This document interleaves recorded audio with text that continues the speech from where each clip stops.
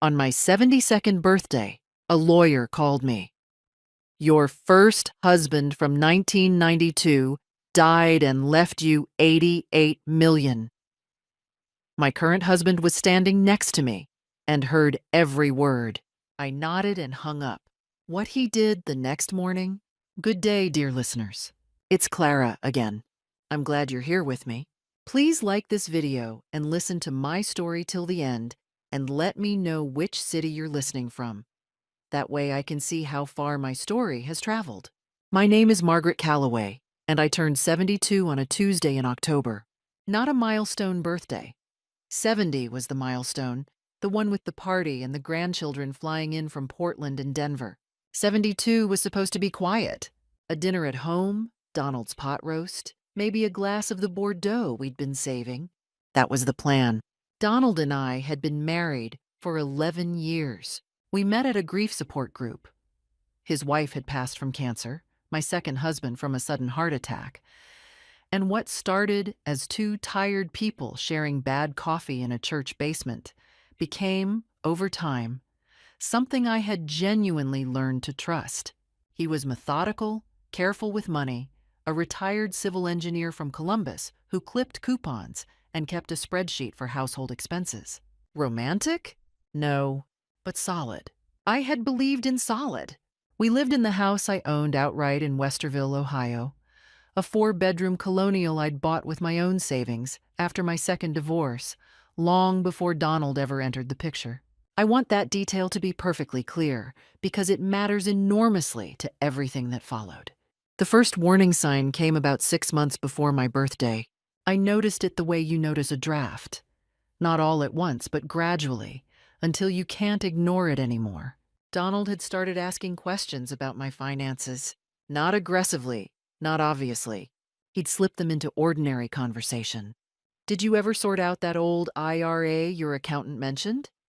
And, you should really think about updating your will, Margaret. At our age, it's irresponsible not to. His tone was always reasonable. That was the thing. The tone was always so completely reasonable. Then, in August, I found a browser tab he'd left open on the shared laptop. It was a legal forum thread with a title that made my stomach drop. Spousal rights to inheritance received during marriage. Ohio law. I closed it without saying anything. I told myself there was an innocent explanation. I told myself a lot of things that summer that I no longer believe. His daughter Cheryl had also become more present. Cheryl was 44, twice divorced herself, living in a rental in Dayton with what I understood to be significant credit card debt.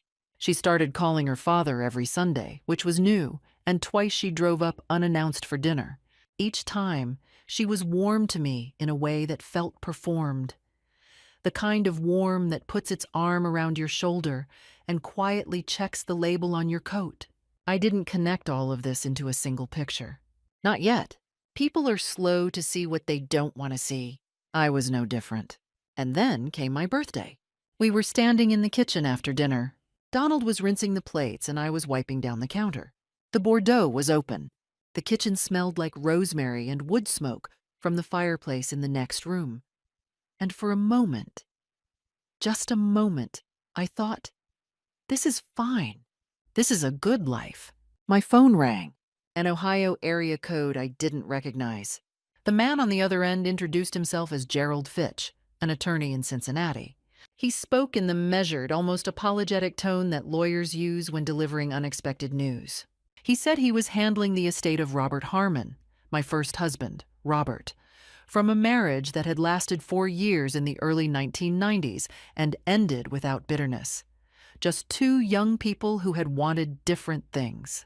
Robert, he said, had died 3 weeks earlier of a stroke.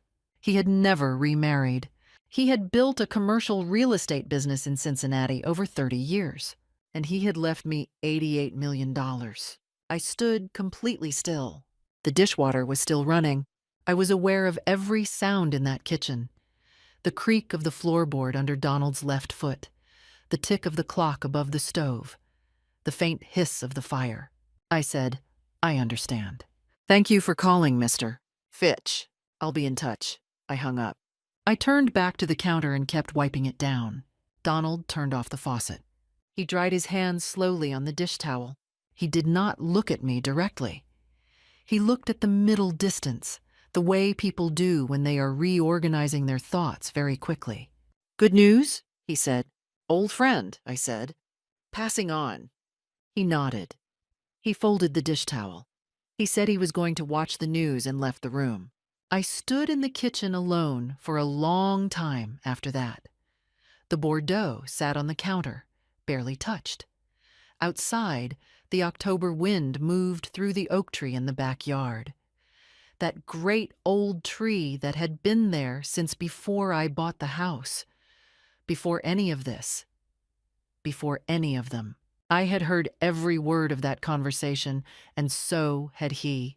I knew it. He knew I knew it. And in that moment, everything I thought I understood about my life shifted, quietly and completely, like furniture rearranged in the dark. I didn't sleep that night.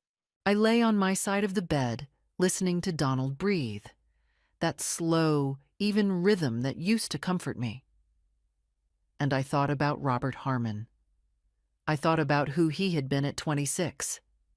That serious young man who read architectural history for fun and made French press coffee at 6 in the morning. I thought about how we had parted. No lawyers, no fights, just a mutual agreement that we wanted different futures. I had wished him well and meant it. I had not thought about him in years. And now, from 30 years of silence, he had reached back and changed everything. By 3 in the morning, I had stopped thinking about Robert and started thinking about Donald. I ran through it carefully, the way you do when you don't want to be wrong but suspect you already are. The browser tab. Cheryl's sudden warmth. The questions about the IRA, the will. 11 years of marriage, and in all that time, Donald had never once asked about my estate planning, and then, starting 6 months ago, he had asked about it repeatedly. Was I being paranoid? I examined that possibility with genuine fairness. I am, by nature, a practical woman. I spent 30 years as a hospital administrator, which means I have a professional relationship with worst-case scenarios and how to manage them. Paranoia, in my experience, usually involves seeing patterns that aren't there. What I was seeing was a pattern that was entirely, uncomfortably there. What frightened me most was not the greed. Greed is ordinary. It is almost boring in its predictability. What frightened me was the patience. If Donald had been planning this, or something like this, he had been planning it quietly for months, possibly longer. That kind of patience requires a cold center, and I had been sleeping next to that cold center for 11 years. In the morning, Donald came downstairs and made breakfast as usual. Scrambled eggs, wheat toast, half a grapefruit. He put the newspaper by my coffee cup. He asked if I had slept well. I said I had, a little restlessly. He nodded sympathetically and said, "It's the season change. Your body's adjusting." I watched him butter his toast and thought, "How long have you been waiting?" I said nothing. I smiled and drank my coffee. And I began to think. The first thing I needed was information. Specifically, I needed to understand exactly what my legal exposure was, what rights a spouse had, under Ohio law, to an inheritance received during a marriage. I needed to know this before I spoke to Gerald Fitch again, and before I made a single visible move. I could not use the shared computer. I drove to the public library in Westerville that afternoon, telling Donald I had a hair appointment. I sat at a library terminal for 2 hours and read everything I could find about Ohio inheritance law, marital property, and spousal rights. What I found was both reassuring and clarifying. In Ohio, an inheritance received by one spouse, even during a marriage, is generally considered separate property, not marital property, provided it is kept separate and not commingled with joint accounts. The word commingled lodged itself in my brain. If I deposited $88 million into a joint account, or used it to pay for shared expenses, or even mixed it with funds that Donald had access to, the lines could blur. In a divorce proceeding, a skilled attorney could argue. And Donald, I now understood, had almost certainly been reading about exactly this. That afternoon, I called my daughter Claire from my cell phone while sitting in the library parking lot. Claire is 43 and lives in Columbus, 20 minutes from me. She is not the type to panic. I told her I had received some unexpected news about an inheritance and that I needed her help with something, but that I couldn't explain everything yet. She said, "Mom, are you safe?" I said yes. She said, "When do you need me?" I said, "Sunday." The plan forming in my mind was simple in outline and careful in execution. First, retain my own attorney, someone Donald had never heard of and had no connection to, before I responded officially to Gerald Fitch. Second, open a new bank account in my name only at a bank I had never used jointly with Donald. Third, begin quietly gathering documentation, financial records, the deed to the house, anything that established what was mine before this marriage and what would remain mine after it. I was not planning a divorce, not yet. I was planning something more preliminary than that. I was planning to protect myself on the possibility that the man in my kitchen was not who I had believed him to be. It was the most sensible thing I had done in years, and it was the beginning of everything. The following Monday, I drove to Dublin, Ohio, far enough from Westerville that I was unlikely to run into anyone Donald knew.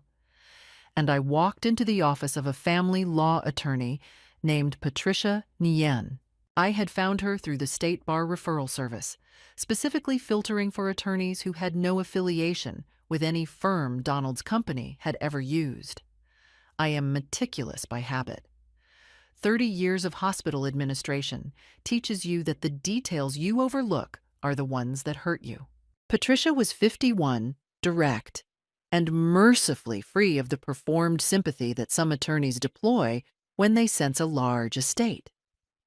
She listened to me for 40 minutes without interrupting.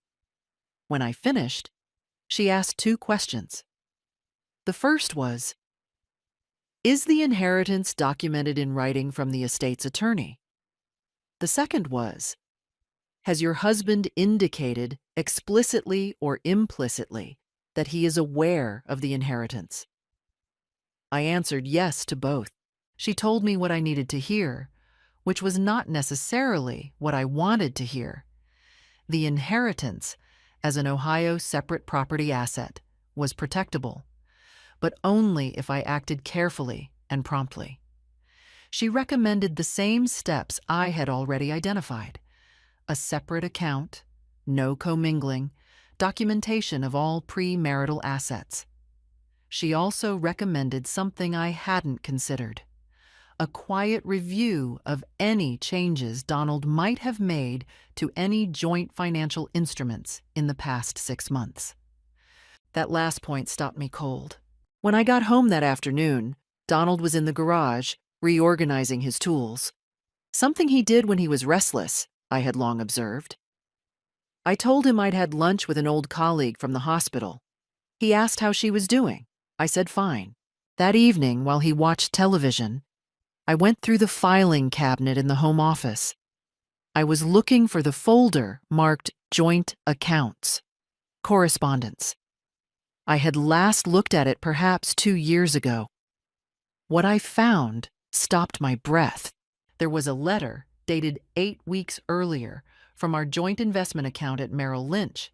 It was a confirmation of a beneficiary designation change.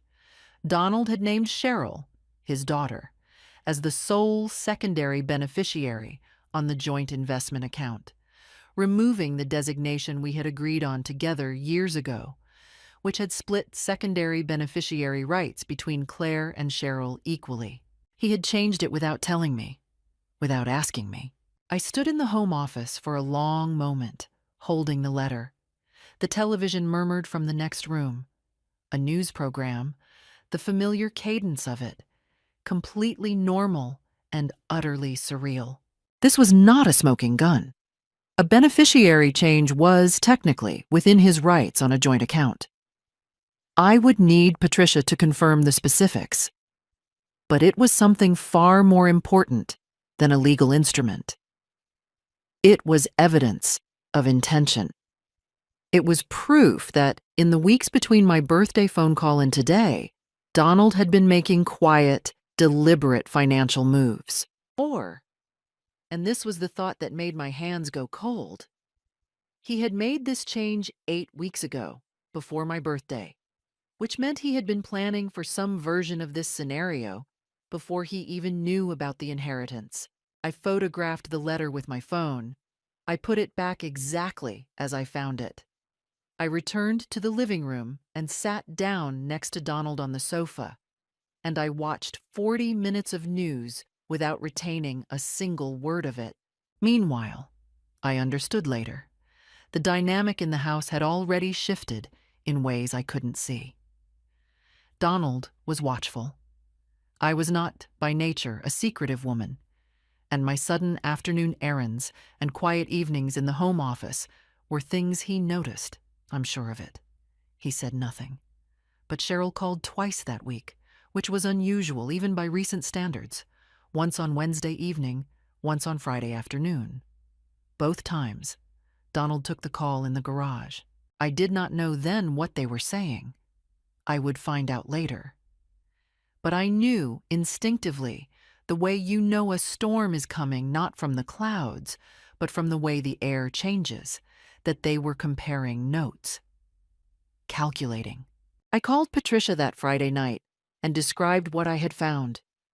There was a pause on her end, and then she said, in the careful tone of someone choosing words with precision, "Margaret, I think we need to move more quickly than I originally suggested." I agreed. The point of no return, I have since understood, is rarely a single dramatic moment. More often it is a letter in a filing cabinet, a phone call taken in a garage, and the quiet recognition that you are not, and perhaps never were, entirely safe in your own home. By the end of October, I had done everything Patricia advised. I opened a new checking account at a regional bank in Dublin, in my name alone. I contacted Gerald Fitch and formally acknowledged the inheritance, providing Patricia's contact information for all subsequent legal communication. Patricia, in turn, filed the appropriate documentation establishing the inheritance as separate property under Ohio law, with a clear paper trail beginning on day 1. I had the deed to the house reviewed and confirmed as solely in my name, a fact I had simply never thought to use as a weapon before, but which now felt like a foundation. I had also, quietly and without drama, consulted a financial advisor at a firm Patricia recommended and begun the process of establishing a trust structure that would protect the inheritance from any future marital claim. I felt, for the first time since that Tuesday night in October, like I was standing on solid ground. It lasted exactly 4 days. On a Thursday morning, while I was reading on the back porch with my second cup of coffee, Donald came outside and sat down across from me. He did not have coffee. He did not have the newspaper. He had the look of a man who had prepared what he was about to say. "I know you've been to see an attorney," he said, "a Patricia Nguyen in Dublin." I kept my face still. "What makes you say that?" "Because Cheryl knows someone who works in that building." He paused. "Margaret, I'm not angry. I'm hurt. After 11 years, the fact that you would go to a lawyer without telling me." He stopped. His voice had the precise calibration of a man performing disappointment. "I just want to understand what you're afraid of." I looked at him across the porch table. This man I had shared a bed with for over a decade. And I thought about the beneficiary letter, about the browser tab, about Cheryl's Sunday phone calls. And I said calmly, "I'm protecting my assets, Donald. That seems reasonable." His face changed then, just slightly. The performed hurt fell away, replaced by something harder. "That money," he said, "came into this marriage. What comes into a marriage belongs to the marriage. I'd suggest you speak to a different attorney before you do something you'll regret." "Are you threatening me?" I asked. "I'm advising you," he said. "There's a difference." He went back inside. That afternoon, Cheryl called my personal cell phone, a number I had never given her, which meant Donald had provided it. She was friendly, almost cheerful, which was worse than hostility. She said she hoped there was no misunderstanding, that she and her father both cared about me deeply, and that she hoped I'd spoken to my doctor recently about stress management. "Sometimes, at a certain age," she said, with an almost imperceptible pause, "people make decisions that don't serve them well." It was, I recognized, a soft threat, the implication that I might be confused, perhaps not fully competent. I had spent 30 years in hospital administration. I knew exactly what that implication was designed to do. "Cheryl," I said, "I appreciate your concern. I'll be in touch." I hung up. I called Patricia from my car in the library parking lot. I had taken to using that location as a private phone booth, and told her what had happened. She was not surprised. She told me to document both conversations with dates and exact wording while they were fresh. She also told me something that steadied me. They're worried. People who are confident don't threaten. They warn you because they're losing. That helped, but it didn't make the drive home any easier. What they had done was show their hand, and the hand was uglier than I'd wanted to believe. I gave myself the weekend. I drove to Claire's house in Columbus on Saturday morning, told her everything, and sat at her kitchen table while she made soup and didn't cry, which I was grateful for. I needed steadiness, not sympathy. Claire provided it. I stayed 2 nights, and I slept, for the first time in weeks, without lying awake cataloging risks. By Sunday evening, I was back in Westerville, in my house, in the kitchen that smelled like wood smoke. Donald and I ate dinner in near silence. He asked if I'd had a good visit with Claire. I said I had. I was not afraid of him anymore. I was, in some way I could not fully articulate, grateful for what he had done. Because threatening someone who already suspects you is not strategy. It is confirmation. November in Westerville is the color of pewter. The oak tree in the backyard had given up its last leaves, and the neighborhood settled into that quiet that comes when the year starts folding inward. I had always liked November. It suited a certain kind of thinking. Donald had, since Thursday's confrontation, adopted a new strategy. He was being kind, not the ordinary, habitual kindness of a long marriage, the reflexive courtesies that you stop noticing, but a deliberate, curated kindness. He brought me coffee in the morning without my asking. He suggested we have dinner at Rigsby's Kitchen, which had been a favorite of mine years ago, and which we hadn't visited in at least 2 years. He mentioned, gently, that he'd been thinking about a trip to Portugal. Something we've always talked about. He was, in the language of what I now understood this situation to be, making an offer. The offer was, stand down, return to what we were. Let this go. I will be good to you.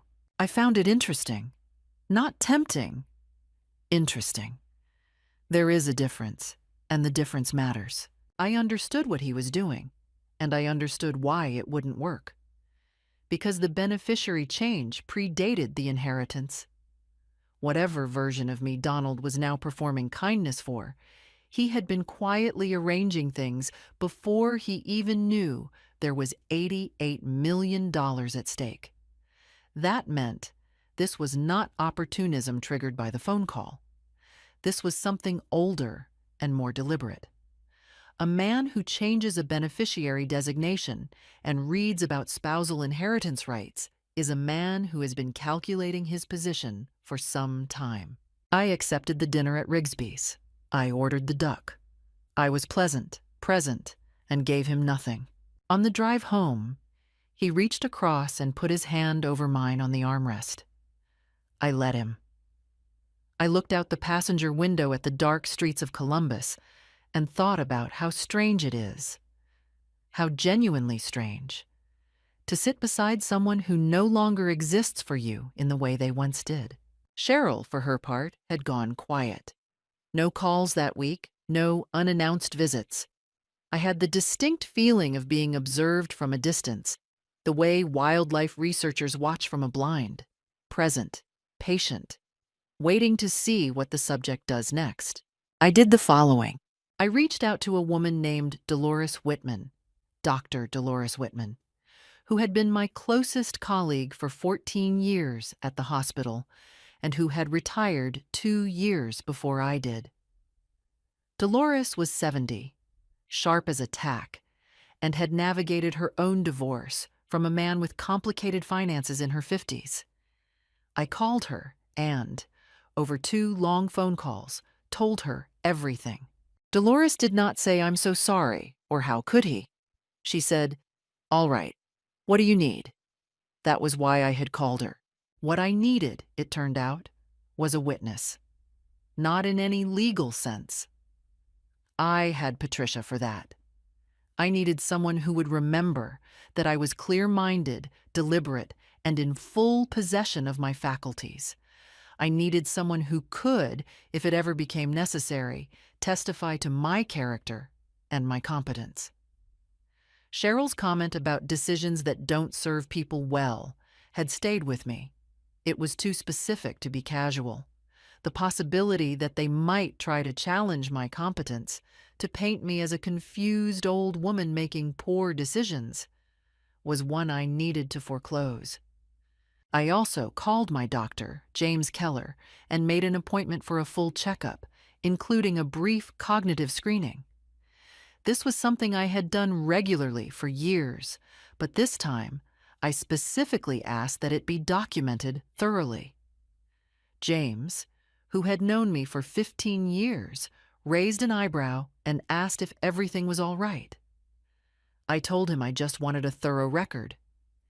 He nodded, and I could see he understood more than I'd said. Building a record.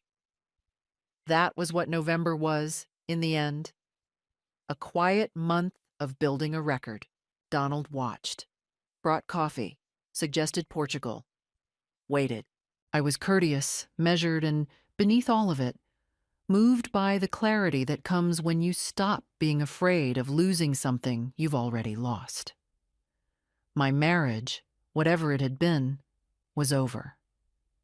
I didn't grieve it exactly. I grieved the idea of it.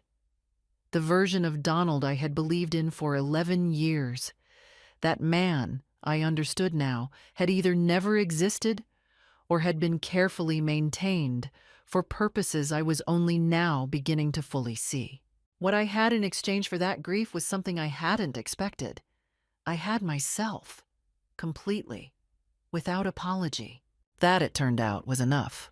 They came on a Saturday. I was in the kitchen making tea when I heard Donald's car in the driveway, followed by a second car, Cheryl's. I had not been told she was coming. I stood at the counter and took a slow breath. Then I put on water for a second cup. They came in through the back door as they always had, and Cheryl was already talking before she'd fully stepped inside. Warm, cheerful, a bottle of wine in her hand. The entire performance assembled and running.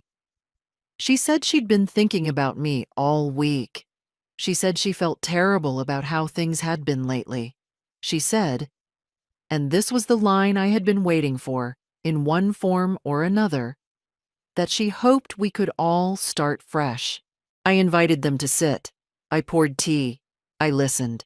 What followed was approximately 40 minutes of the most carefully constructed manipulation I have ever witnessed at close range. And I want to say that as a professional compliment, in the way one might acknowledge a technically proficient but ultimately losing chess game. Donald spoke first, in the register of a reasonable man seeking resolution. He said he had spoken to his own attorney.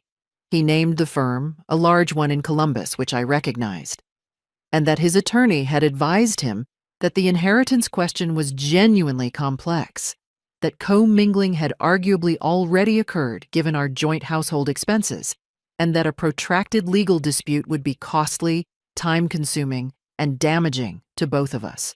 He was not wrong on the technical point. This was the sophistication of the approach. It was not entirely false. An aggressive attorney could argue commingling. It would be an uphill argument, but it could be made. He was offering me a way out that was dressed as a warning. Stand down. Return to what we were. Let this go. I will be good to you.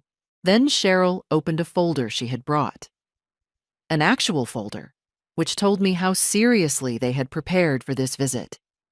Inside were printouts of Ohio marital property statutes, highlighted in yellow.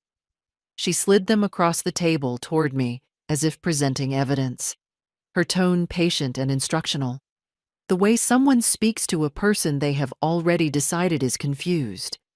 She said she'd done her own research and that she just wanted me to have the full picture before I made any decisions I couldn't undo. That was the moment I understood the depth of what they were willing to do. This was not improvised. This had been planned.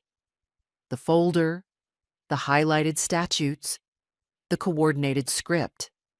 They had sat down together, possibly with Albright's input, and prepared a presentation. For me, in my own kitchen, Cheryl came in on cue. She talked about family. She talked about what a long fight would do to our relationship with Claire. She mentioned Claire specifically, which told me they had been thinking about pressure points. She said she loved her father, and she loved me, and that she couldn't stand watching two people she cared about hurt each other. And then she said, "Margaret, you've had a shock. Anyone would be disoriented. All we're asking is that you take some time and think carefully before you let an attorney make decisions for you." Disoriented. There it was. I looked at Cheryl. She was 44 years old with a friendly face and careful eyes, and she had just called me disoriented in my own kitchen in front of a folder full of highlighted statutes she had driven 45 minutes to deliver. I took a sip of my tea. I said, "I had a full physical last week, including cognitive screening. My doctor documented everything. I'm in excellent health, and I'm entirely clear-headed, which is more than I can say for this conversation." The silence that followed was brief but informative. "I have an attorney I trust," I continued. "The inheritance is documented as separate property from day one, and the beneficiary change you made in September, Donald, 8 weeks before my birthday, before any of this, is also documented." Donald's face did something I had not seen it do in 11 years. It went still. Not the stillness of composure, but the stillness of a man who has just understood that the ground beneath him is different from what he thought.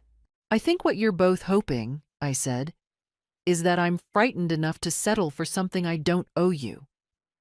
I understand why you thought that might work, but I want you to know, clearly and without any ambiguity, that it won't."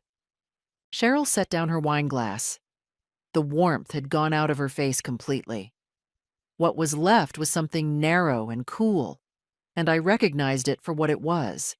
Not anger, exactly, but recalculation. She was already thinking about the next move. "You're making a mistake," Donald said. "That's the second time you've told me that," I said. "It hasn't become more convincing." They left. Not loudly. There were no raised voices, no doors slammed. Which was, in its way, more unsettling than shouting would have been.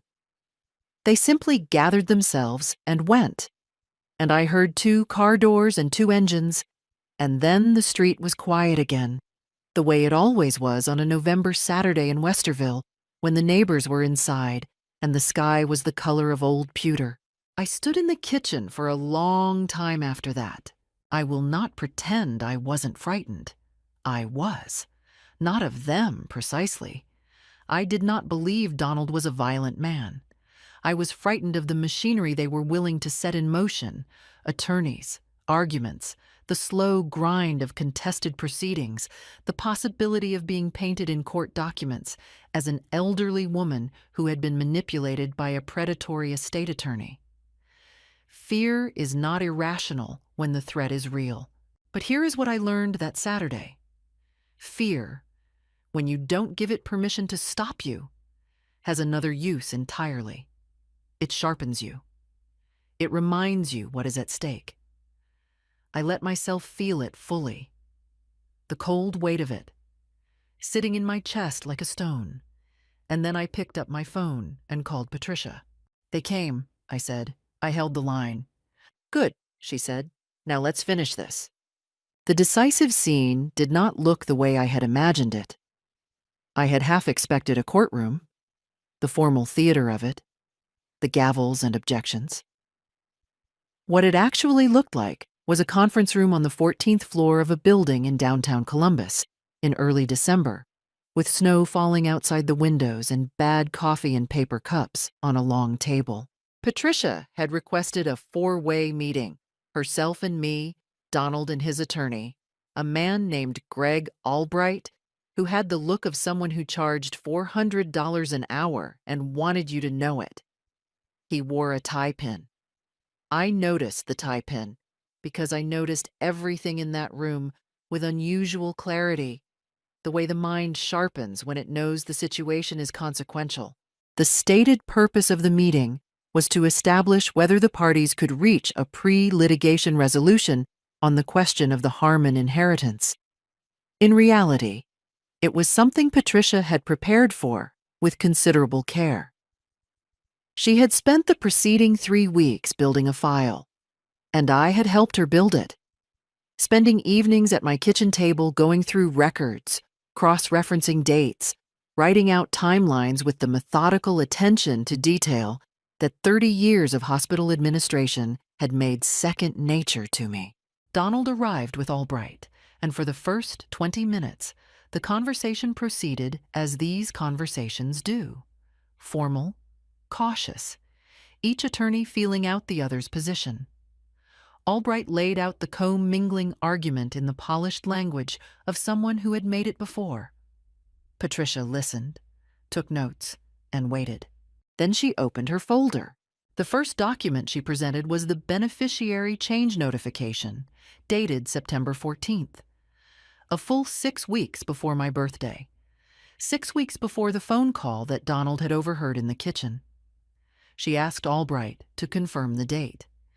He looked at it and said that a beneficiary change was entirely routine. "Certainly," Patricia said pleasantly. "What's less routine is the timing, combined with this." She placed a second document on the table, a printout of the browser history from the shared home laptop, which I had photographed on my phone in late October. The Open Legal Forum tab. Spousal rights to inheritance received during marriage. Ohio law. Was dated, time-stamped, and clearly attributed to the household's shared account. This was accessed in August, Patricia noted, 2 months before the inheritance was announced. Albright looked at Donald. Donald looked at the table. "What this suggests," Patricia continued, "is that Mr. Calloway was researching his potential spousal claims to an anticipated inheritance before that inheritance existed in this household's knowledge, which raises a question about what information he may have had and from what source." There was a pause.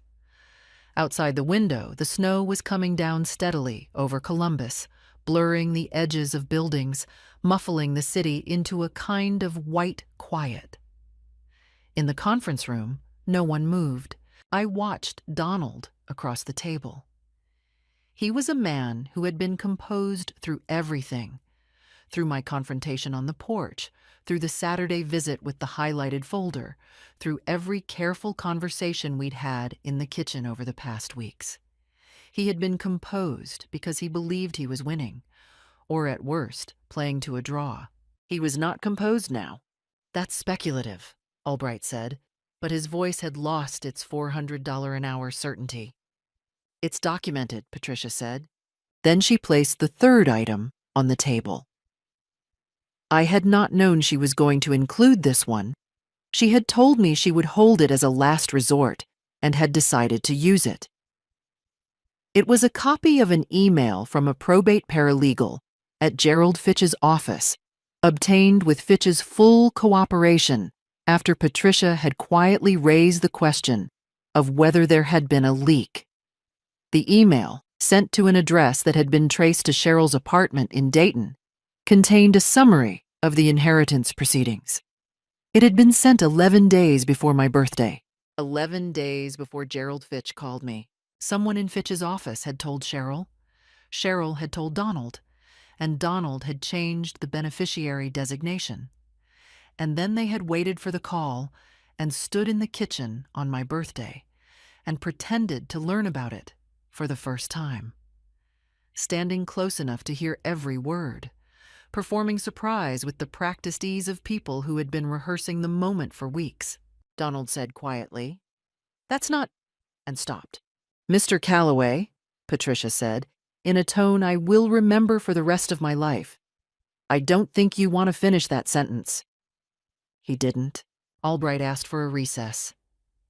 They stepped into the hallway. Through the glass partition, I could see them speaking in low, tense exchanges.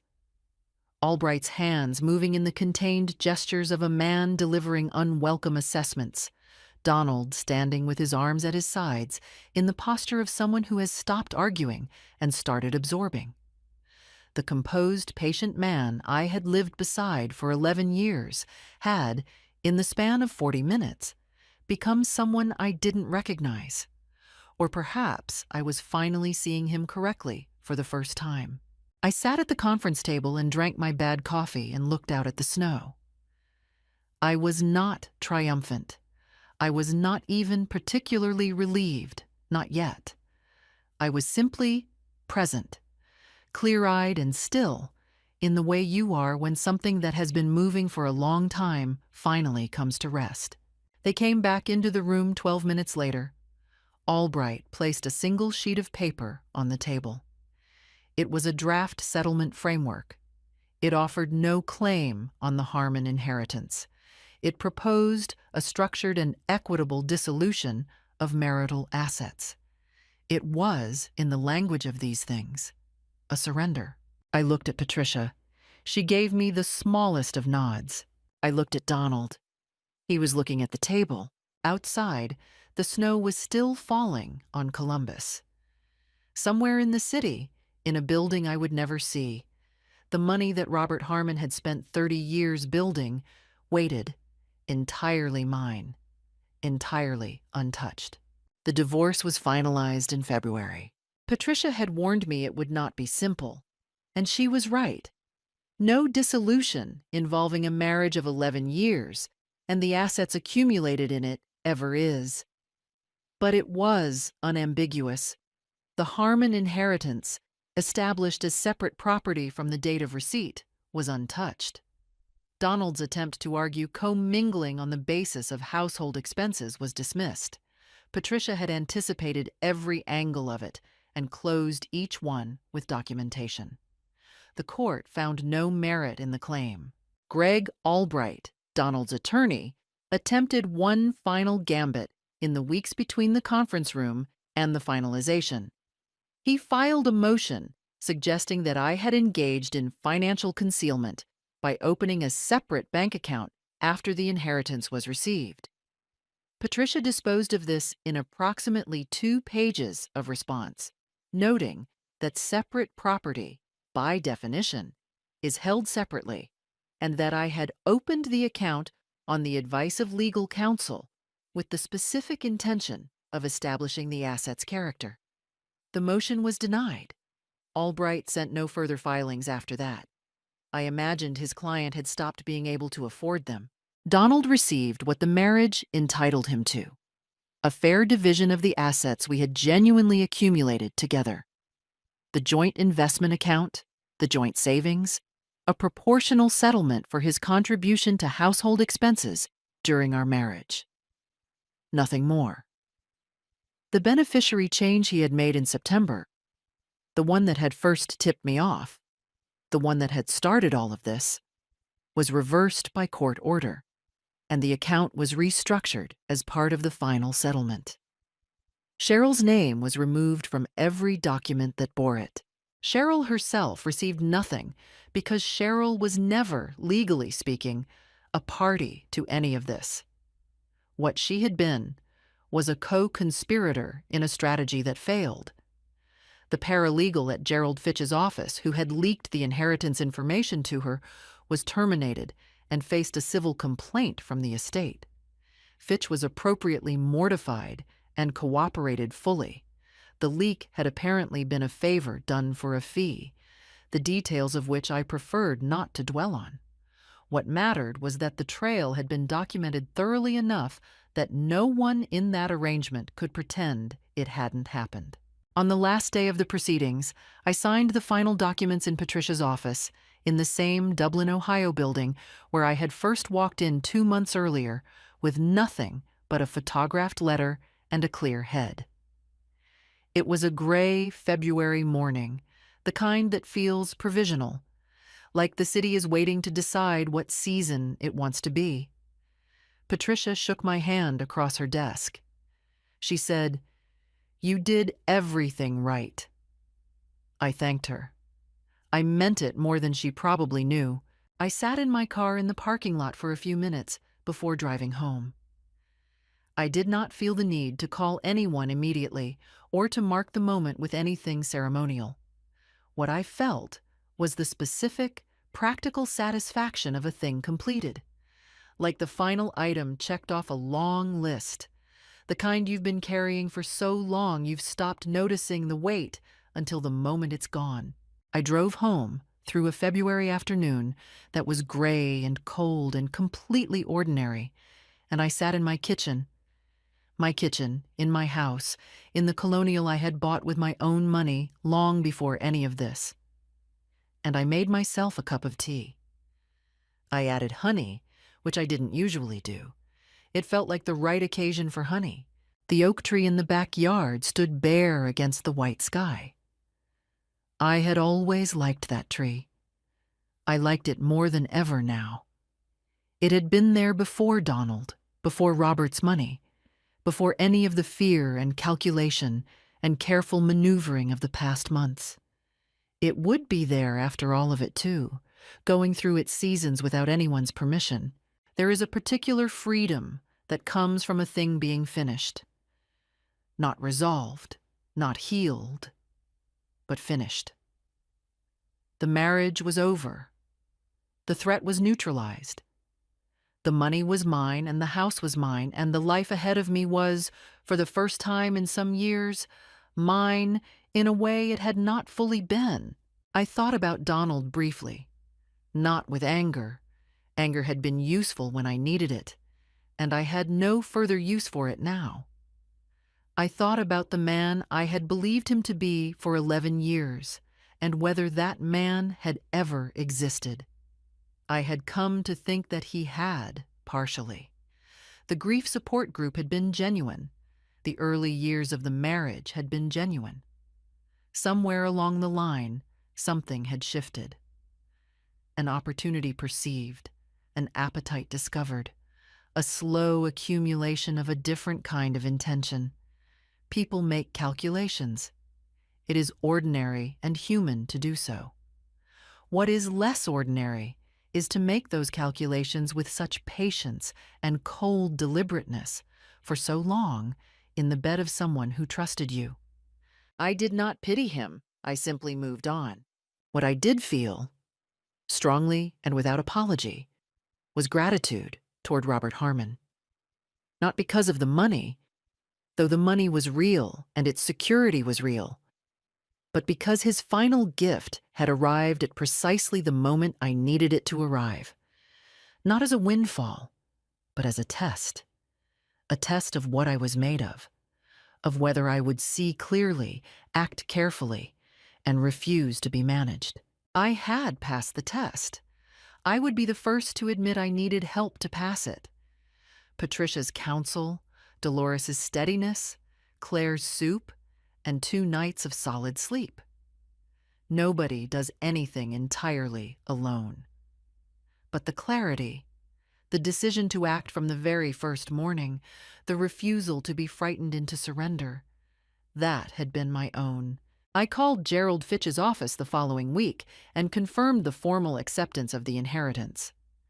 I had already, on Patricia's advice, established the trust structure.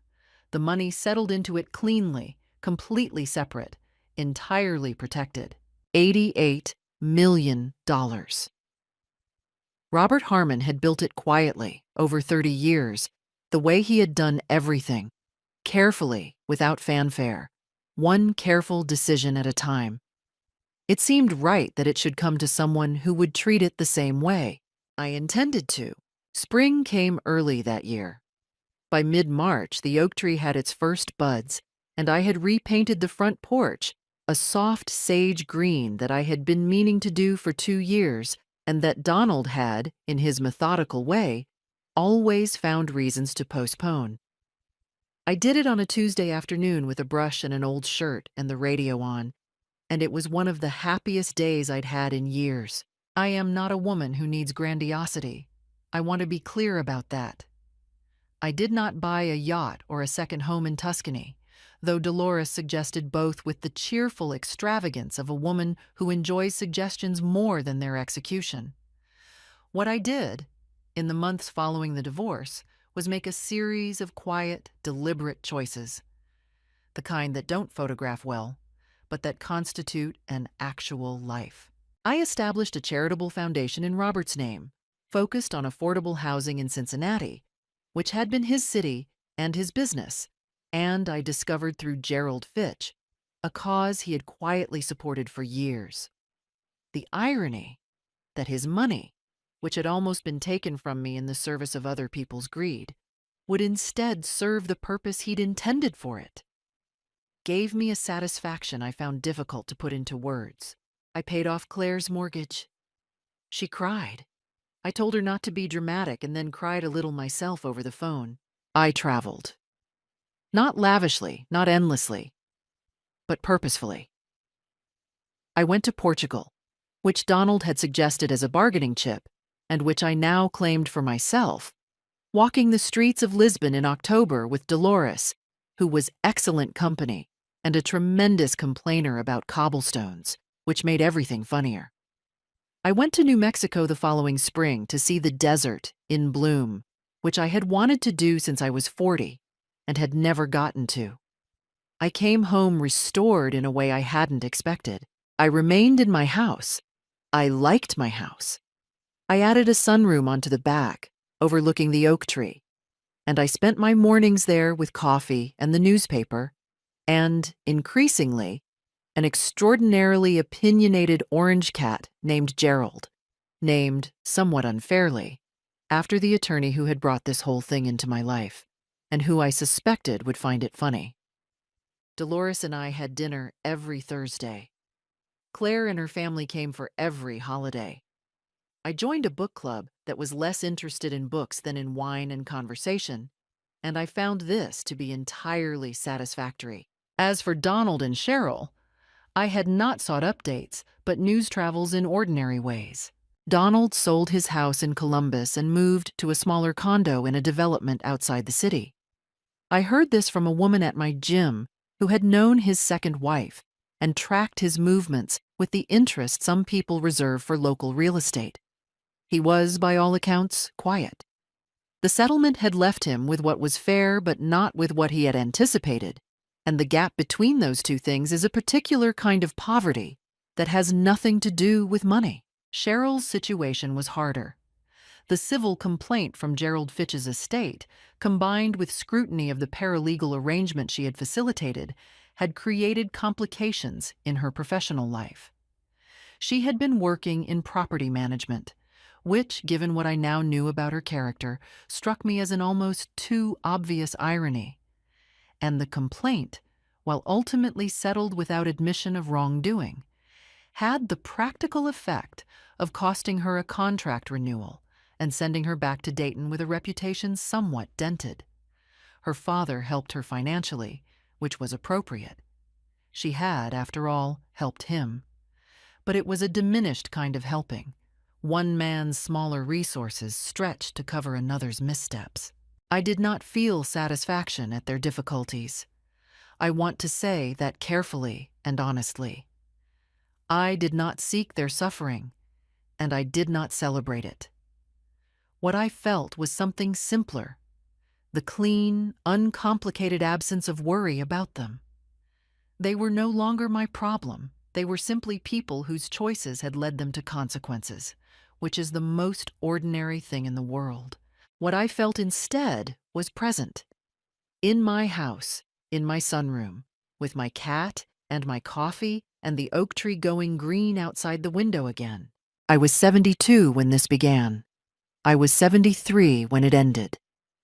In the year between, I had been tested and had not broken. I had been threatened and had not surrendered. I had been alone in the way you are alone at the beginning of something, and had found, in that aloneness, reserves I hadn't known were there. Not every story about a woman my age is a story about diminishment. Sometimes it's a story about what you find out you're made of when the occasion finally requires it. I found out, and what I found was enough. There is a lesson here that I carry with me, and I'll share it plainly. Protect what is yours, not out of greed, but out of self-respect. At any age, in any season. Know your rights, trust your instincts, and find people who help you see clearly. Don't let fear be used against you. And I'll ask you this. If you were standing in that kitchen, phone in hand, while someone who was supposed to love you stood there waiting to see what you would do, what would you have done? Leave your answer below, and thank you from the bottom of my heart for listening. After 10 years in my house, my son won $90 million in the lottery. The next day, he threw my stuff on the street. Get out to a nursing home. I am a millionaire. I smiled. Dear, did you check whose name is on the ticket? Good day, dear listeners. It's Clara again. I'm glad you're here with me. Please like this video and listen to my story till the end, and let me know which city you're listening from. That way I can see how far my story has traveled. I want to tell you about the day I stood on my own front porch, in my bathrobe, watching my suitcase tumble down the front steps and land sideways in the hydrangeas I had planted 31 years ago.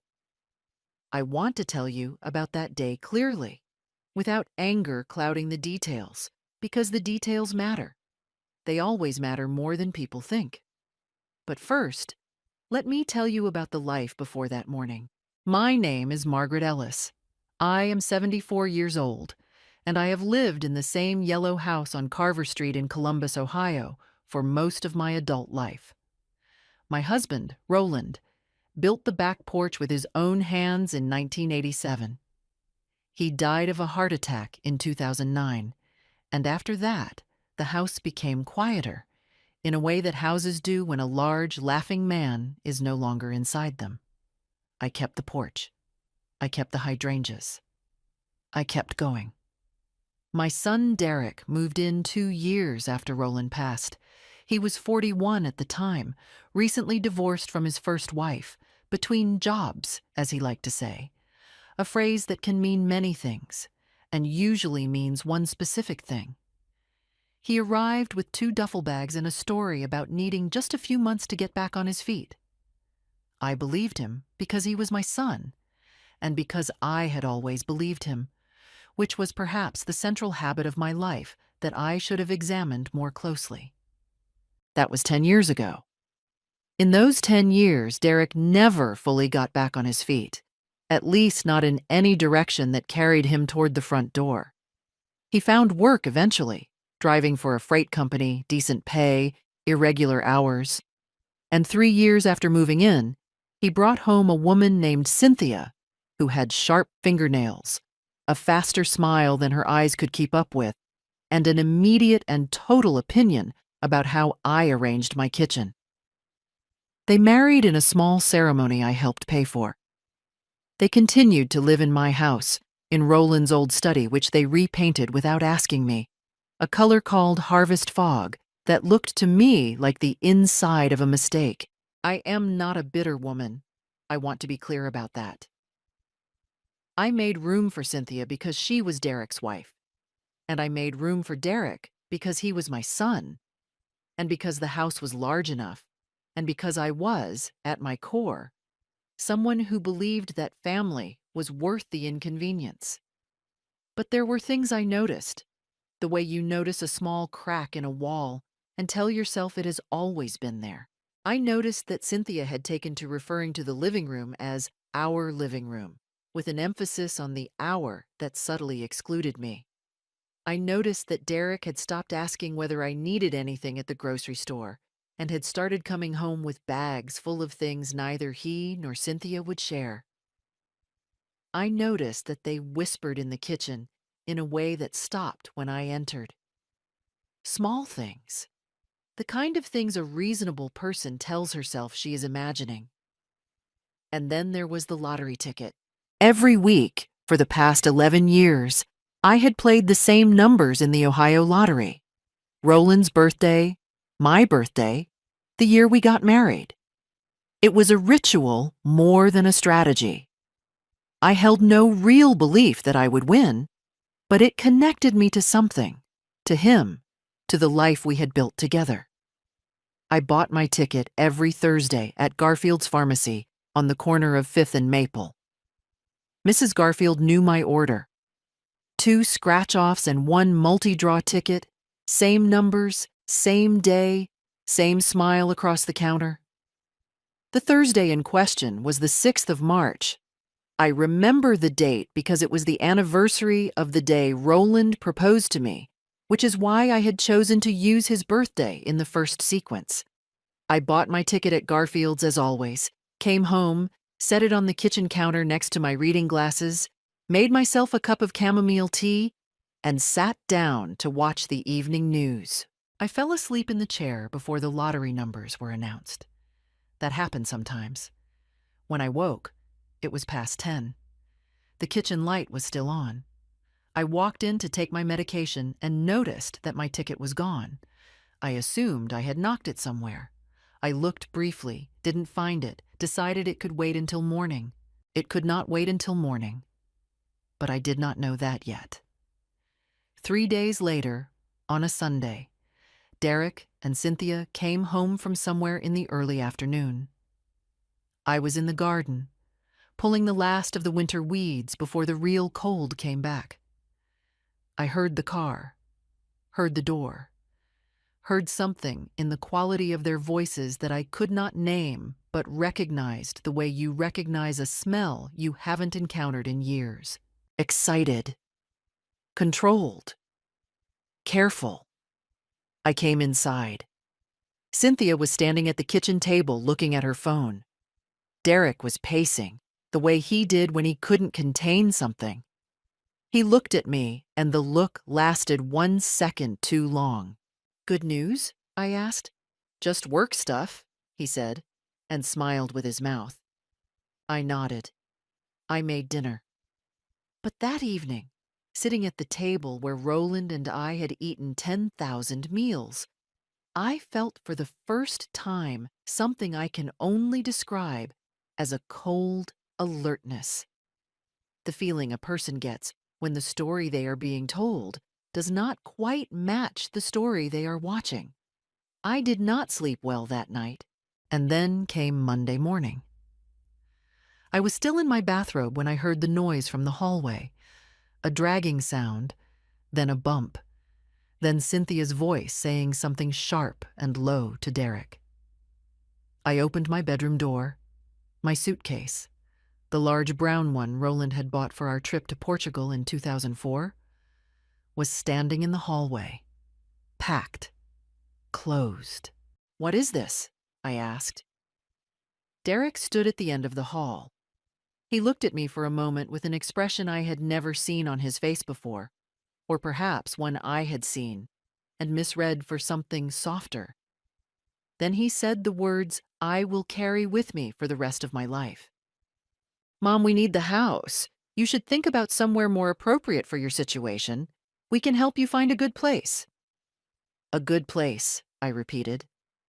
You know, Cynthia said, appearing from the kitchen doorway, somewhere with support for seniors.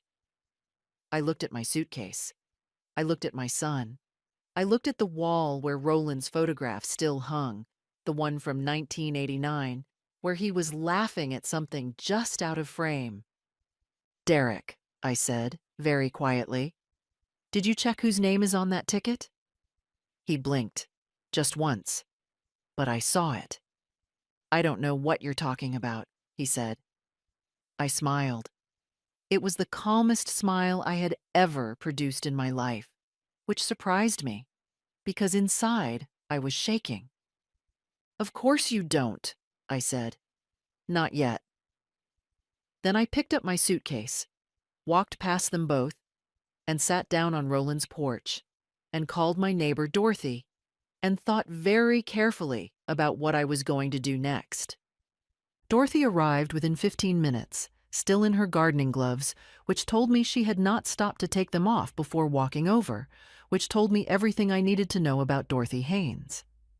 She sat down beside me on the porch steps without asking questions, which was another thing I loved about her. She had been my neighbor for 26 years. She had held my hand at Roland's funeral. She understood that sometimes the first thing a person needs is simply another person sitting close enough to be felt. We sat like that for a moment in the early morning cold, while somewhere behind the front door I could hear Cynthia's voice moving through the kitchen, rearranging things already. Margaret, Dorothy said finally, tell me. So I told her. Not all of it. Not yet. Because I was still assembling it myself. The way you piece together the damage after a storm, walking the yard slowly to see what the wind has taken. I told her about the ticket, about the suitcase, about Derek's face when I had asked him whose name was on it. Dorothy listened without interrupting. When I finished, she was quiet for a moment. Then she said, "Did you write your name on that ticket?" That was the question. I thought back to Thursday, to Garfield's pharmacy, to Mrs. Garfield handing me the envelope across the counter with the cheerful efficiency of a woman who has done the same thing 1,000 times, to coming home, setting the ticket on the counter, going to get my tea. I always sign them, I said slowly, before I sit down. It's a habit Roland taught me. He said, sign it the minute you get home, because if you win and it isn't signed, it's just paper with numbers. And this time? I paused. I pressed my memory. I had been tired that day. My left knee had been aching from the cold snap. I had been thinking about the anniversary of Roland's proposal. Had I signed it before the tea or after? Or had I set it down intending to sign it and then forgotten? I did not know. That uncertainty was the first real fear I felt. Not the fear of losing the money, but the fear of losing the truth. Because without the signature, without the name in my handwriting across the back of that ticket, the legal claim became complicated in a way that favored whoever was currently holding the ticket and standing inside my house wearing my son's face. I stood up. My knees protested. I ignored them. I need to think, I said. And I need to act, both at the same time. Dorothy looked at me steadily. What do you need? I need to find out what I actually have in my name, and I need to do it before they cash that ticket, because once that money moves, everything becomes 10 times harder. We went inside through the back door. Derek and Cynthia were in the living room. I could hear the television. A morning news program, the volume higher than necessary. The kind of deliberate noise that fills a room when the people in it don't want to talk to each other or be overheard. I walked to my bedroom, closed the door behind me, and sat down at my small writing desk. I am not a woman who panics. I have outlived a husband, a brother, a miscarriage, 3 layoffs during Roland's working years, a cancer scare in 2015 that turned out to be nothing, and a flood in the basement in 2018 that destroyed 30 years of holiday photographs. Panic is a luxury for people who have not yet learned that it changes nothing. What changes things is clear thinking, followed by deliberate action. So I thought clearly. What did I know for certain? I knew that the winning lottery ticket had been purchased at Garfield's Pharmacy on the 6th of March on a Thursday in the afternoon during my regular weekly visit. I knew that it was a multi-draw ticket using my specific numbers. Roland's birthday in the first sequence, my birthday in the second, our wedding year in the third. I knew that no one else in my household played those numbers because no one else in my household had any reason to. What did I not know? Whether my name was on the back of the ticket, whether Derek or Cynthia had added their own name before or after mine, whether they had, in fact, already contacted the Ohio Lottery Commission. What could I find out? Everything, if I moved quickly and carefully. I opened my desk drawer and found the small leather address book I had kept for 40 years, its spine soft from handling. I found the number for James Whitmore, an attorney who had handled Roland's estate and who had, over the years, become something closer to a trusted advisor than a professional contact. I had not called James in 2 years. He answered on the third ring. I explained the situation concisely, the way Roland had always told me to explain things to lawyers. Facts first, feelings never. James was quiet for a moment, and then said something that I wrote down in the margin of my address book because I knew I would need to remember it.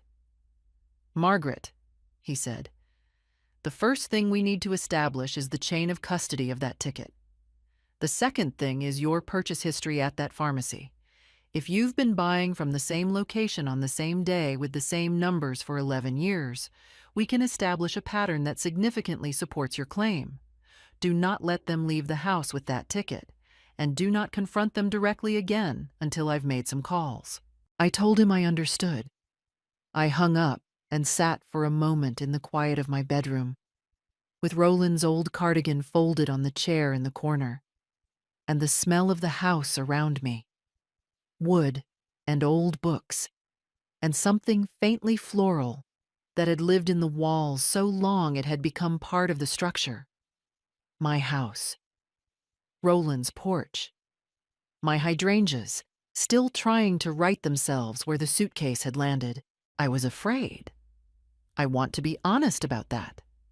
I was 64 years of age in a house that was suddenly not entirely mine, with a son I was no longer sure I recognized, and a sum of money so large that it had apparently been enough to rewrite everything he thought about me, about family, about decency. But fear, I have learned, is not the opposite of courage. It is the condition under which courage operates. I opened my bedroom door. I walked to the kitchen. Derek and Cynthia were at the table now, both of them looking at Derek's phone, and they looked up when I came in with the particular carefulness of people who have been discussing someone and are now pretending they haven't. "I'm going to make breakfast," I said pleasantly. "Anyone want eggs?" Cynthia looked at Derek. Derek looked at me. "Mom," he started. "Scrambled or fried?" I asked. He said nothing. I turned to the stove. and while I cracked eggs into the pan, I was already mapping out every step of what came next. James Whitmore's office was on the 14th floor of a building downtown that smelled like carpet cleaner and institutional coffee, the particular smell of places where serious, quiet things get done. I had called ahead. His assistant, a young woman named Priya, met me at the elevator with a visitor's badge and an expression of professional calm that I found immediately reassuring. James himself had aged since Roland's estate. He was thinner, with more white in his hair, but his eyes were the same, sharp, steady, and entirely free of the impulse to reassure people with things that weren't true, which I had always considered his finest professional quality. We shook hands. He gestured to the chair across from his desk, the good one, upholstered in dark green leather. I sat. "Tell me everything from the beginning," he said. "Leave nothing out." I told him everything. Not just the morning with the suitcase, but the weeks before. The whispered conversations, the subtle shift in how Cynthia had begun speaking about the house, Derek's manner of pacing that I had noticed 3 days after the ticket disappeared. James took notes on a yellow legal pad in the small, precise handwriting of a man who had learned early that clarity on paper prevents confusion in court. When I finished, he set down his pen. "The Ohio Lottery Commission requires that winning tickets above a certain threshold be claimed in person at their Columbus office," he said. "For a prize of this size, they would also require identity verification, a signed claim form, and in many cases a brief waiting period for processing. If Derek hasn't claimed it yet, we may have a window. How do we find out if he's claimed it?" "I can make some inquiries. More importantly, Margaret, I need you to go back to Garfield's pharmacy today. I need you to speak with Mrs. Garfield directly, and I need you to find out whether your purchase can be documented. Security footage, transaction records, anything that places you as the buyer of that specific ticket on that specific date." I nodded. I had already been thinking about Garfield's. "And the signature on the ticket?" I asked. James looked at me carefully. "That depends on what we find. If your name is already on it, our position is strong. If it isn't, or if Derek's name has been added, then we're in a more complex situation. But purchase documentation can be powerful, independent evidence. Let's get that first." I left his office at 11:15. By 11:45, I was pushing open the glass door of Garfield's pharmacy. Mrs. Garfield, Eunice, though I had never called her that, was behind the counter sorting a delivery of vitamins. She was a round-faced woman in her late 60s, with bifocals on a beaded chain, and a memory that I had always trusted more than most people's entire personalities. She looked up when I came in, and her expression shifted immediately from professional welcome to something more personal. "Margaret," she said, "I've been thinking about you." That stopped me. "You have?" I said. "Sit down," she said. "Let me get Ronnie to watch the counter." We sat in the small back office that smelled of cardboard and old receipts, and Eunice Garfield told me something that changed the entire weight of the morning. She had been watching the lottery news. She had seen the announcement of the winning ticket, a local winner, Columbus area, numbers not yet confirmed to the public but the prize amount already reported. And she had remembered me. She had remembered my Thursday visit, my usual order, the particular set of numbers I had played for 11 years. She had gone back through the transaction records herself, not for any legal purpose, simply because she was the kind of woman who kept orderly records and trusted her own instincts. She slid a piece of paper across the desk to me. It was a printed transaction record from their point-of-sale system. Date, March 6th. Time, 2:47 p.m. Item, multi-draw lottery ticket, standard play, customer account linked to Margaret Ellis, Carver Street, Columbus. The account linkage came from the pharmacy's rewards program, which I had been enrolled in for 9 years, and which automatically logged my purchases. My name, on the record, time-stamped. I looked at that piece of paper for a long moment. I also have the security footage from that day, Eunice said quietly. The camera covers the lottery counter. You can see yourself buying it, Margaret, clear as day. I had to press my hands flat on the desk to keep them from shaking. Eunice, I said. I know, she said. She made copies of the transaction record. She told me she would preserve the security footage and provide a written statement if needed. She walked me to the door and held my hand for a moment at the threshold in the thin March sunlight and said nothing more because nothing more was needed. I called James from the parking lot. I told him what I had.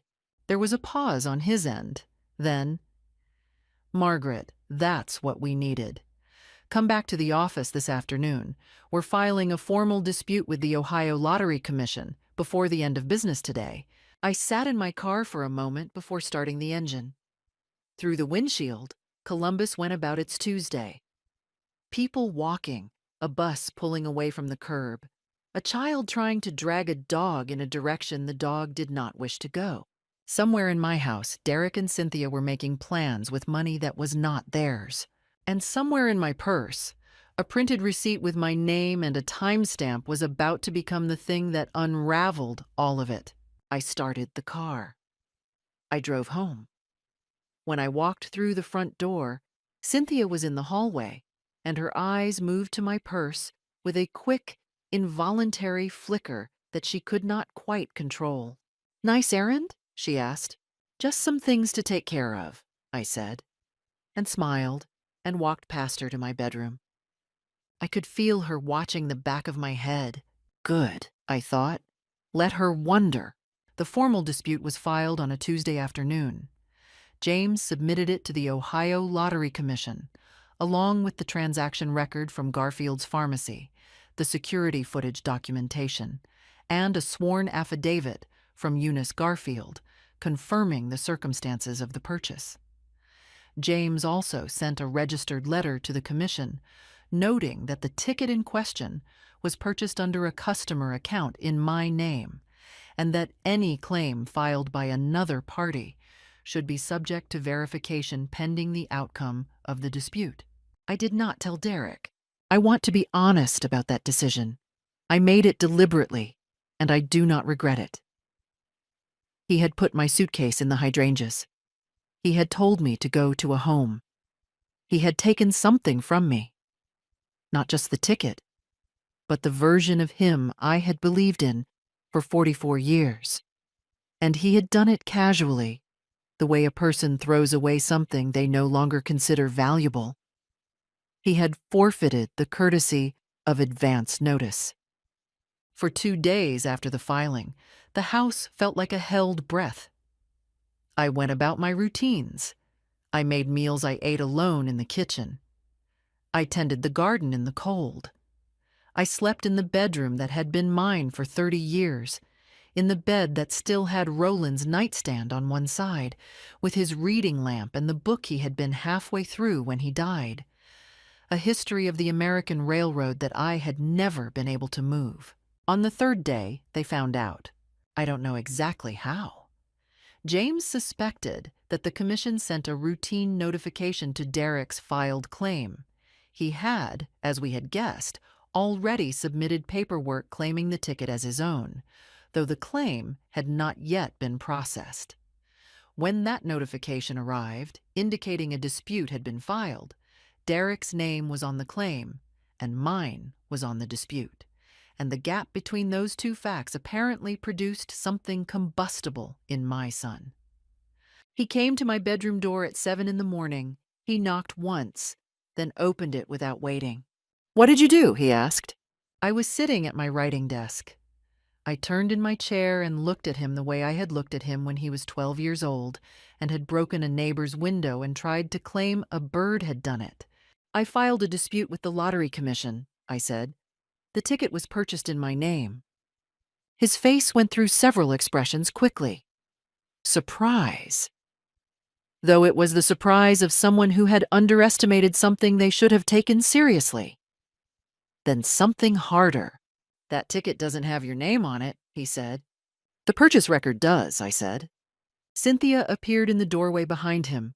She was already dressed, which meant she had been awake and ready for this conversation, which meant they had discussed it before coming to find me.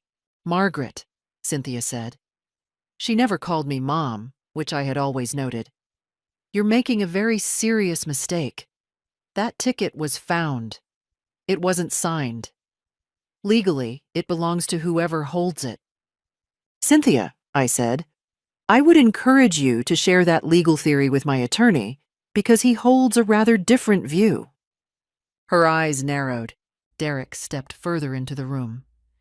You have no idea what you're doing, he said, and there was something in his voice I had not heard before, a cold edge that frightened me more than shouting would have.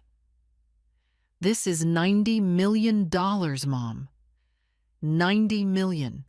Do you understand what that means? This is our chance.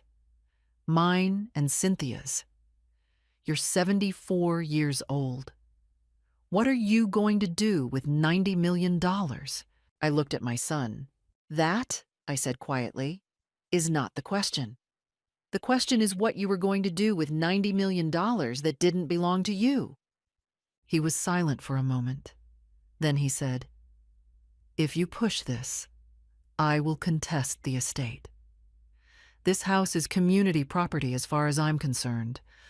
I've lived here for 10 years. I've contributed. You've paid no rent, I said. You've paid no utilities in the last 4 years. I have records.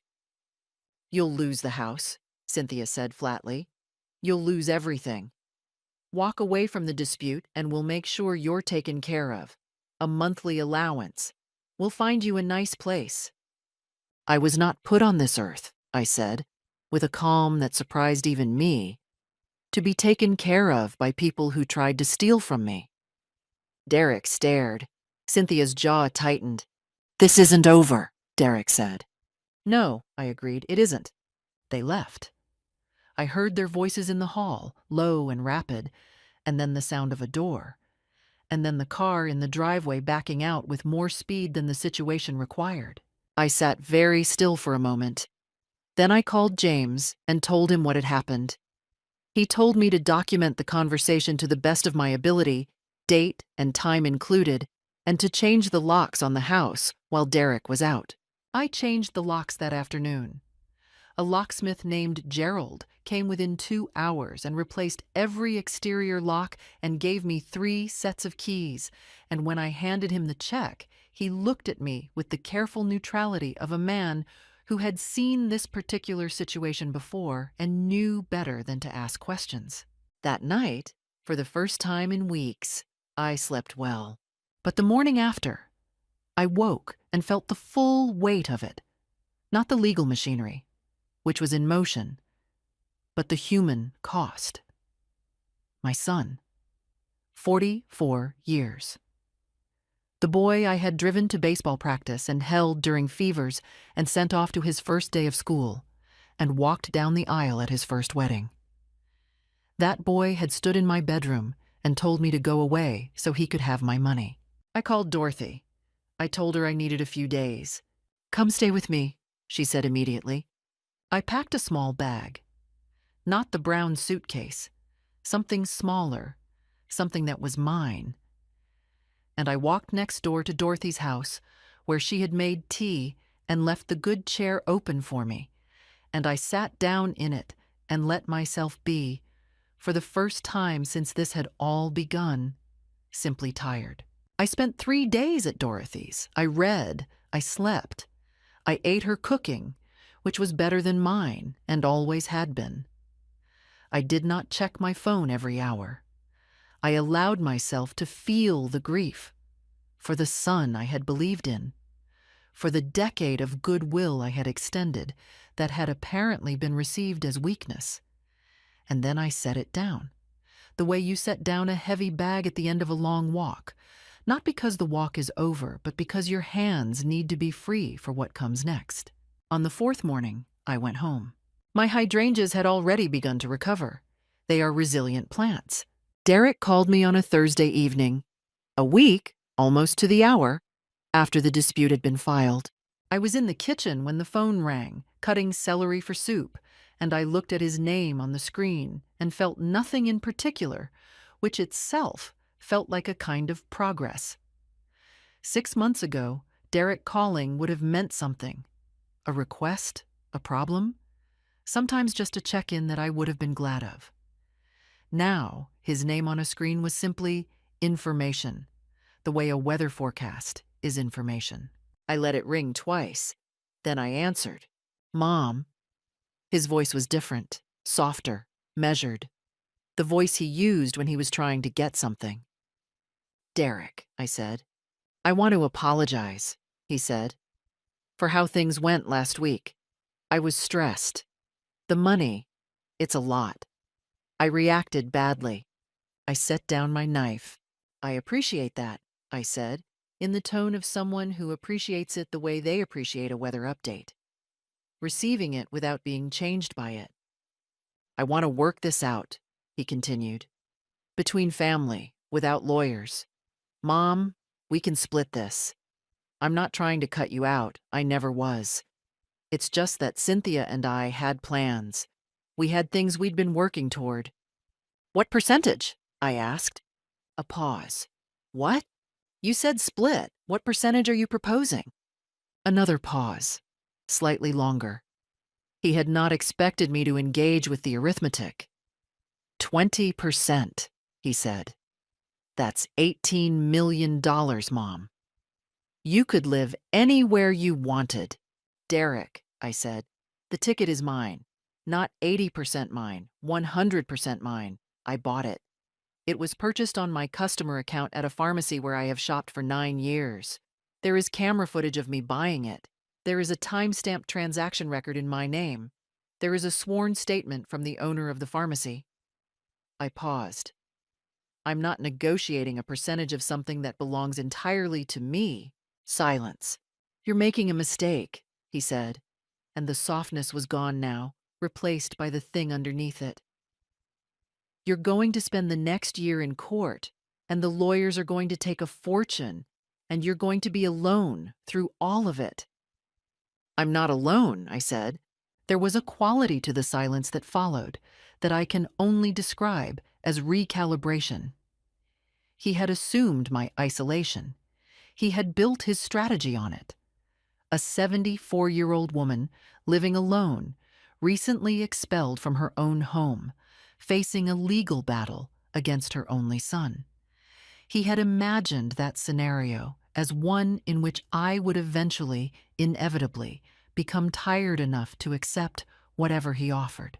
He had not counted on Dorothy Haynes or on Pastor Williams at Grace Methodist, who had quietly connected me with the church's legal advocacy volunteers, 2 of whom had specific experience with elder financial exploitation cases and had already reviewed my situation informally and expressed their confidence in James Whitmore's strategy, or on Linda Cho from the Columbus Senior Resource Center, who had, over the past week, helped me document Derek's 10 years of unpaid residence in a form that could be submitted as a counterclaim, should he follow through on his threat to contest the estate, or on the 47 members of the Carver Street Neighborhood Association, many of whom had known me since before Derek was born, and several of whom had offered formal written statements of character that James said could be useful in demonstrating the nature of my household and my consistent habits over time.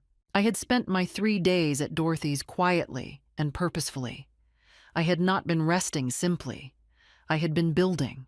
"I'm going to go finish my soup," I told Derek. "Have a good evening." I hung up. I stood at the kitchen counter for a moment. Outside, the street was beginning to go dark in the early winter evening. The street lights coming on one by one, the neighborhood settling into its quiet rhythms. A car passed.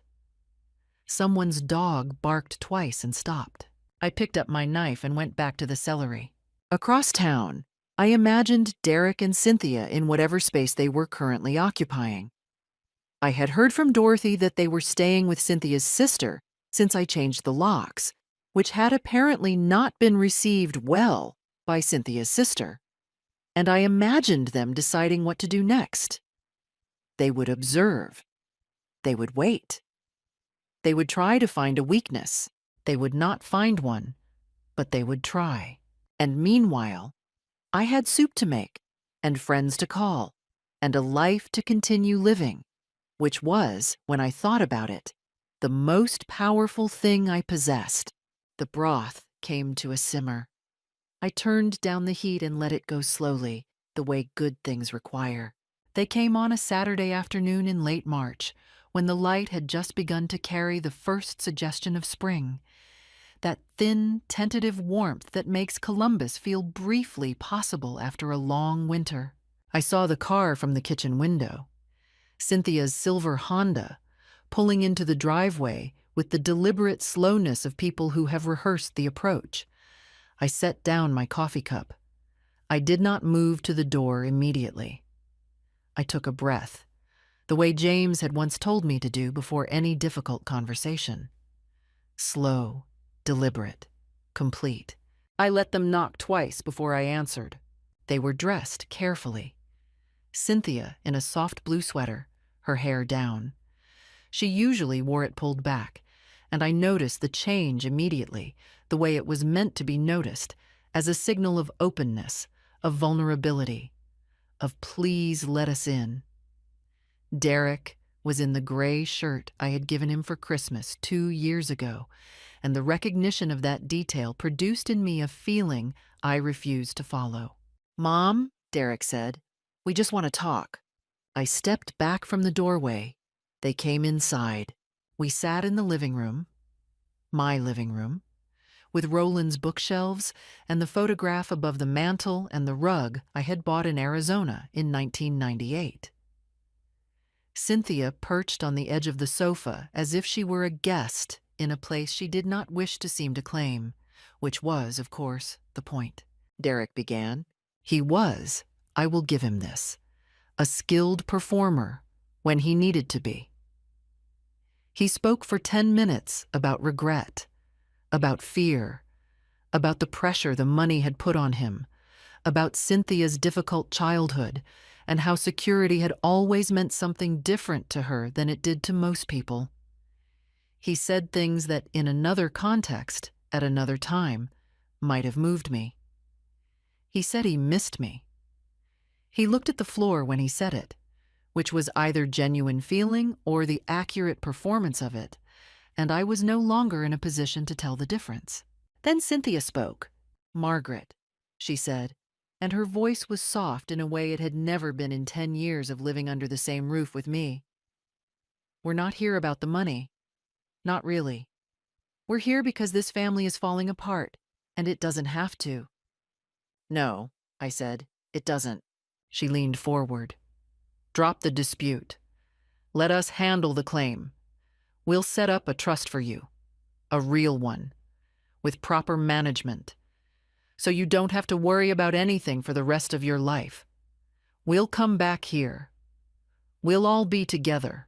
"Cynthia," I said. She stopped. "What you're describing," I said, "is an arrangement in which I surrender legal ownership of something that is mine in exchange for access to a portion of it administered by the people who tried to take it from me. You're asking me to trust a trust managed by people who have demonstrated quite clearly that they cannot be trusted." I kept my voice even. "That is not a reconciliation offer. That is the same theft, presented more gently." The softness left Cynthia's face like a light going out. "You're being very stubborn," she said. "I prefer consistent," I said. Derek stood up. The performance was over. "You're doing this out of spite," he said, and his voice had that cold edge again, the one that had frightened me in the bedroom. "You want to punish us. Fine. But when this goes to court, and it will, everything comes out. Your finances, your competency, or..." "My competency," I repeated. "You're 74 years old, and you're making irrational decisions.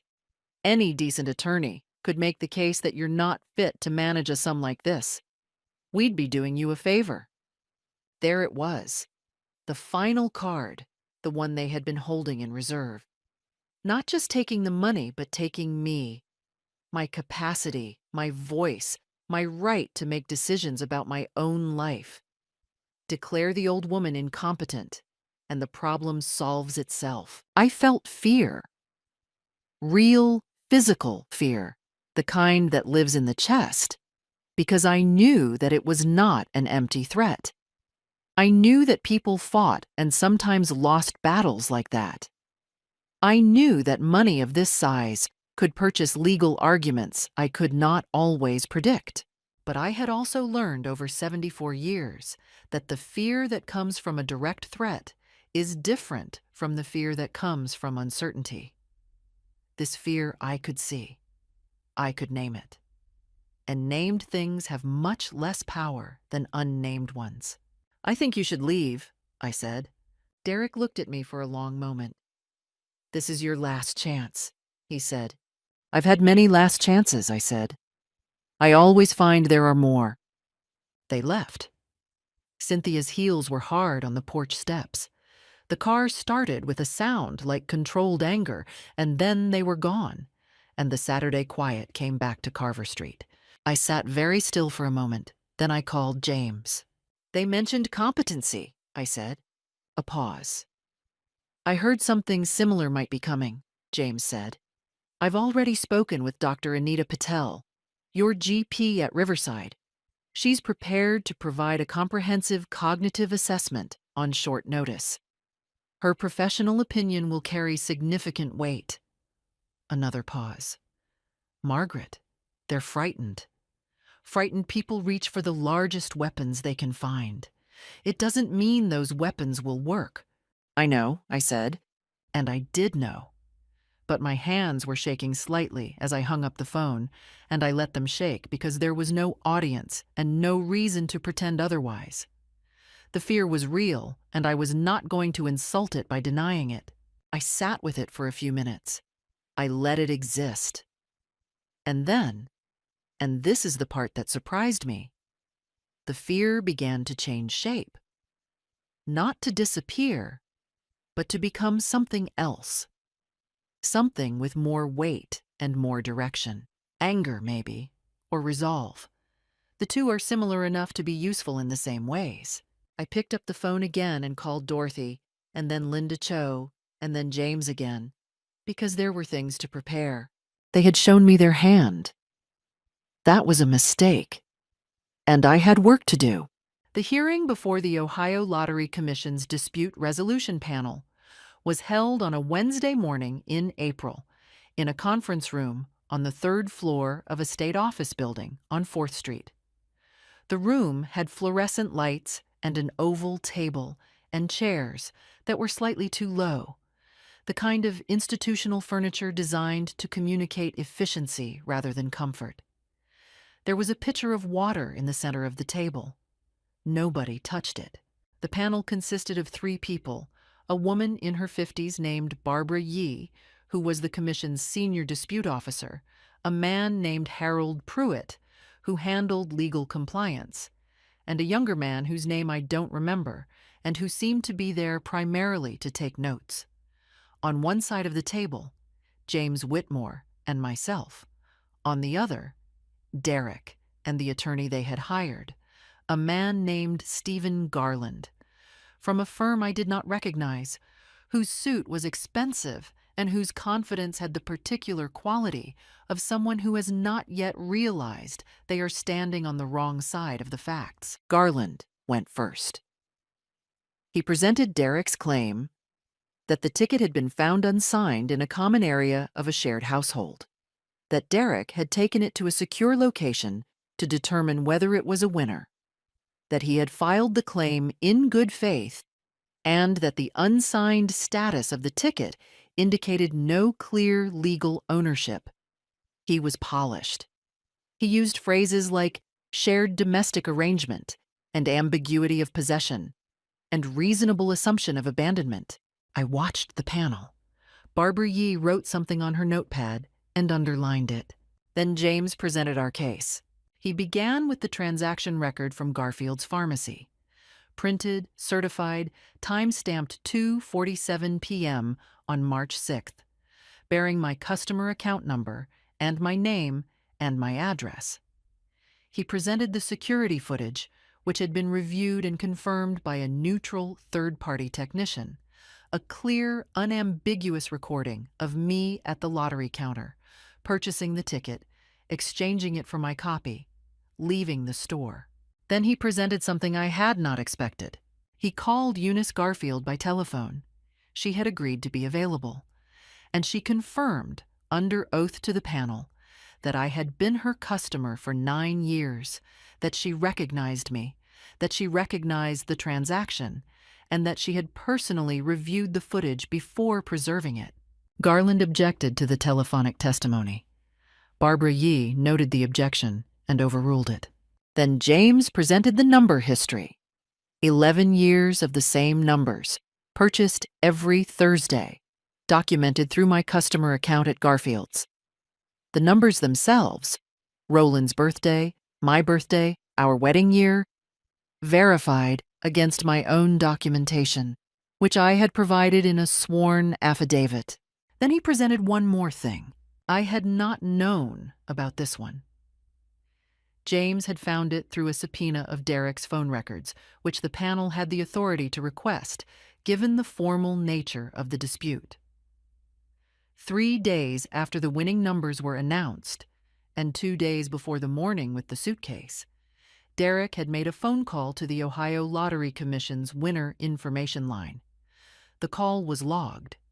He had called to ask about the process for claiming a ticket that was unsigned. He had known from the beginning that the ticket was not in his name. He had called to find out whether that mattered. The room was very quiet when James finished. I looked across the table at Derek. He was looking at the table. Cynthia, who had been allowed to sit beside him at Garland's request, was looking at the wall. Garland was writing something on his own notepad in quick, tight strokes, the handwriting of a man rapidly revising. Then Barbara Yee asked Derek a question. "Mr. Ellis," she said, "can you explain the phone call to our winner's line on March 9th? Garland put a hand on Derek's arm. Derek shook it off. I found the ticket and I wanted to know what to do," Derek said. "I didn't know whose it was." "Your mother's name was on the customer account," Barbara Yee said. "That information was available through the pharmacy's records, which were submitted to us prior to your claim. Are you saying you were unaware that the ticket was purchased on your mother's account?" Yes, I didn't know about the account." "Were you aware," James said from my side of the table, "that your mother had played the same numbers for 11 years? Silence. "Roland's birthday," I said quietly. I hadn't planned to speak, but I did. "My birthday. 1968, the year Roland and I were married. I've played those numbers every week since the year after he died." I looked at Derek. "You knew those numbers," I said. "You grew up in this house. You knew exactly whose ticket that was." He said nothing. His face was a complicated country I no longer had a map to. Cynthia leaned forward suddenly.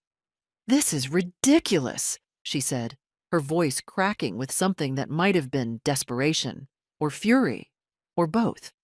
"She's an old woman who lost a piece of paper, and now she wants to take what we found." "Cynthia!" Garland said sharply.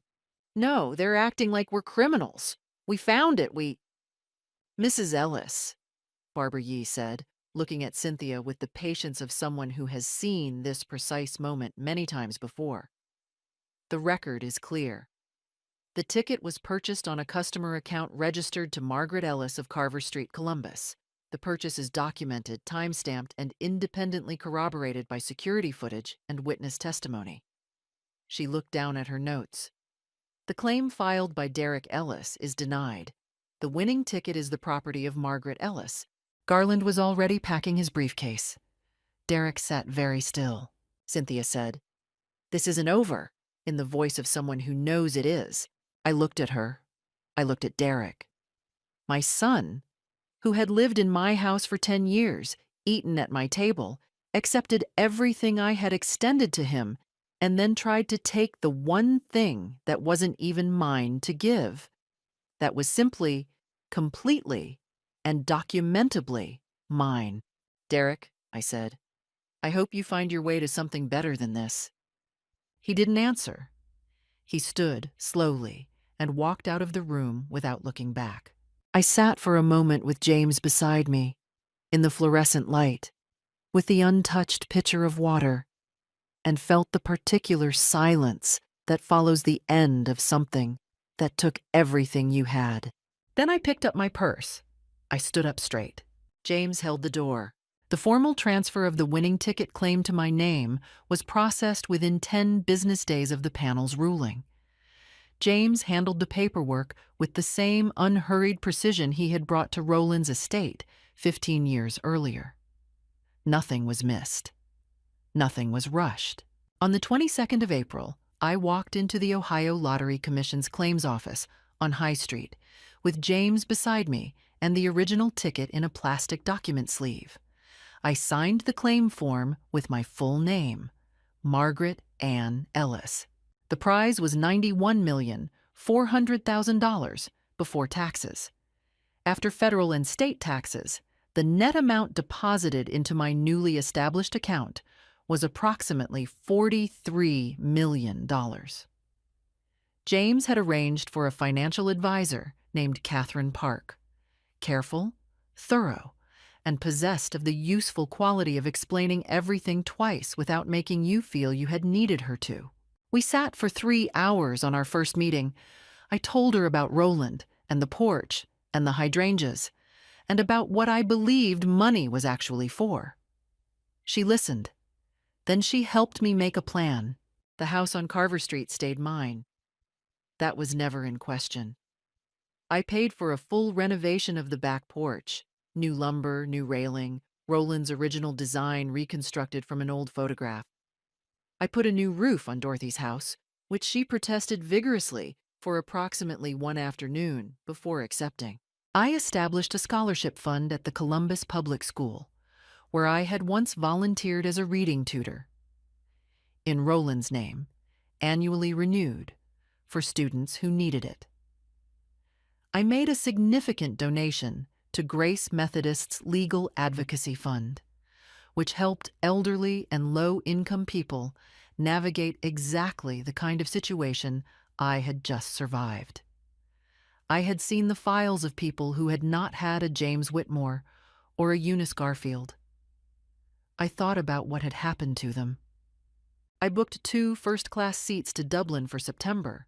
When I called Dorothy to tell her, she cried, which was the only time I had ever heard Dorothy Haynes cry. As for Derek, Garland had sent a letter suggesting a possible civil suit.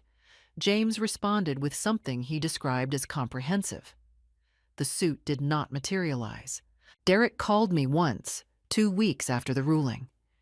When I answered, he was silent for a long moment and then said only quietly, "Mom." I said, "Derek." We sat in that silence that holds everything too large and too broken to speak, and then the call ended. I did not call back. What I decided was this: I was not going to close the door forever, because closed doors are heavier to carry than open ones. And I am 74 years old, and I am not interested in heavy things anymore. But I was also not going to walk through it on anyone else's timeline. If Derek ever found his way to something true, not apology as strategy, but the real kind, the kind that costs something, then perhaps there would be a conversation. Perhaps, but that was the future.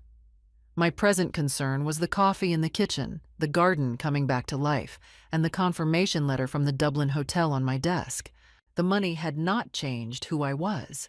I was still Margaret Ann Ellis of Carver Street, Columbus, Ohio. Still Roland's wife.